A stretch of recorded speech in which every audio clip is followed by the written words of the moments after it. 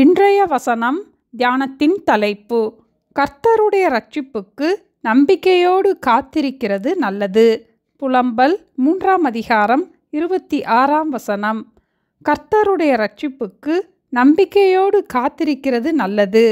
It is good that one should hope and wait quietly for the salvation of the Lord என்று new king James வெர்ஷனில் நாம் வாசிக்கிறோம்.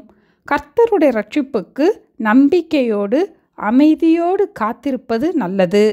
சாதாரணமாகவே நம்முடைய அன்றாட வாழ்க்கையில் காத்திருப்பது நமக்கு மிகவும் கடினமான ஒரு காரியமாகும். ஷாப்பிங் சென்றால் கூட பில் பண்ணுகிற இடத்தில் கூட்டமாக இருந்தால் நாம் காத்திருக்க வருத்தப்படுகிறோம். பல நாட்கள் ஜெபித்து விட்டேன், ஒரு பதிலும் எனக்கு கிடைக்கவில்லை, இனி என்னுடைய நம்பிக்கையெல்லாம் அற்றுப்போனது என்று காத்திருக்கும் நேரத்தில் நாம் பதறுகிறோம், தவிக்கிறோம், முறுமுறுக்கிறோம், நம்முடைய சமாதானத்தையே இழந்து விடுகிறோம். அப்படி காத்திருக்க வேண்டிய அந்த சூழ்நிலையில்தான் நாம் நம்பிக்கையுடன் காத்திருப்பது நல்லது.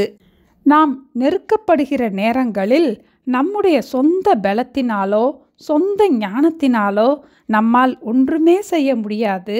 ஆண்டவரால் மட்டுமே அப்படிப்பட்ட சூழ்நிலையில் நமக்கு உதவ முடியும். ஆகவே சோர்ந்து போகாமல் கர்த்தருடைய இரட்சிப்புக்கு நம்பிக்கையோடும் அமைதியோடும் எதிர்பார்த்திருப்பது நல்லது என்பதை பின்னாட்களில் நாம் அறிந்து கொள்வோம். ஒரு காரியத்தை நல்லது என்று நாம் கேள்விப்பட்டால் அதை நிச்சயமாக செய்ய முற்படுவோம். ஆண்டவருடைய இரட்சிப்புக்கு நம்பிக்கையுடன் காத்திருப்பது நமக்கு நல்லது. இந்த வசனத்தை எரேமியா தீர்க்கதரிசி எருசலேமை குறித்து கூறின போது, எருசலேம் தேசத்திலிருந்த ஜனங்களும் ராஜாவும் பிரபுக்கள் யாவரும் பல முறை கர்த்தருடைய வார்த்தை அவர்களுக்கு வந்த போதும் அவர்கள் கர்த்தருடைய வார்த்தைக்கு செவி கொடுக்கவில்லை. பாபிலோனியர்கள் வந்து எருசலேம் நகரத்தை கைப்பற்றி அதை அக்கினியால் சுட்டெரித்து இந்த ஜனங்களை சிறைப்பிடித்து பாபிலோனுக்கு கொண்டு சென்றார்கள். அப்போதும் ஆண்டவர் அவர்களை மறக்கவில்லை. அங்கும் அவர்களை சீரமைக்கும்படி சிறையிருப்பில் சென்றவர்களை அங்கு வீடுகளை கட்டி தோட்டங்களை நாட்டி அந்த பட்டணத்தின் சமாதானத்திற்காக விண்ணப்பம் பண்ணுங்கள் என்று கூறினார். அந்த பட்டணத்தில் சமாதானம் இருக்கும் போது உங்களுக்கும் சமாதானம் இருக்கும். மீண்டும் 70 வருடங்கள் நிறைவேறின பின்பு இந்த இடத்திற்கு உங்களை திரும்பி வர பண்ணுவேன் என்று எரேமியா 29 அதிகாரத்தில் நாம் வாசிக்கிறோம். நீங்கள் எதிர்பார்த்திருக்கும் முடிவை உங்களுக்கு கொடுக்கும்படிக்கு நான் உங்கள் பேரில் நினைத்திருக்கிற நினைவுகளை அறிவேன் என்று கர்த்தர் சொல்கிறார். அவைகள் தீமைக்கல்ல, சமாதானத்துக்கு ஏதுவான நினைவுகளே என்று எரேமியா 29 அதிகாரம் 11 வசனத்தில் நாம் வாசிக்கிறோம். எருசலேம் தேசத்திலேயே சிறையிருப்பிற்கு செல்லாமல் மீதியாயிருந்த ஜனங்களுக்கும் ஆண்டவர் இரக்கம் செய்வேன் என்று கூறினதை எரேமியா 42 அதிகாரத்தில் நாம் வாசிக்கிறோம். அந்த சூழ்நிலையில்தான் கர்த்தருடைய இரட்சிப்புக்கு நம்பிக்கையோடு காத்திருக்கிறது நல்லது என்று எரேமியா தீர்க்கதரிசி மூலம் ஆண்டவர் கூறினார்.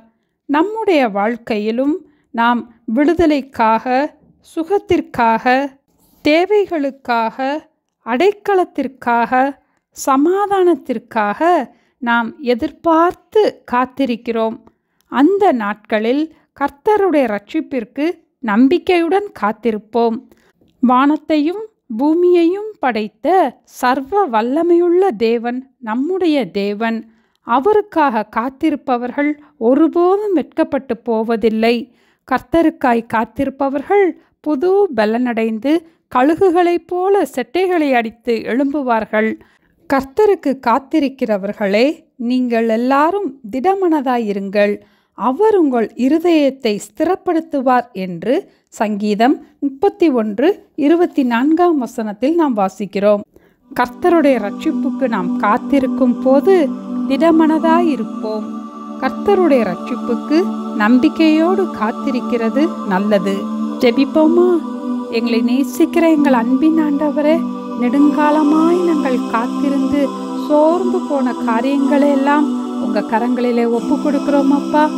கர்த்தருடைய இரட்சிப்புக்கு நாங்கள் நம்பிக்கையோடும் அமைதியோடும் திடமனதோடும் எதிர்பார்த்து காத்திருக்க எங்களுக்கு உதவி செய்ய ஜெபிக்கிறோம் அப்பா.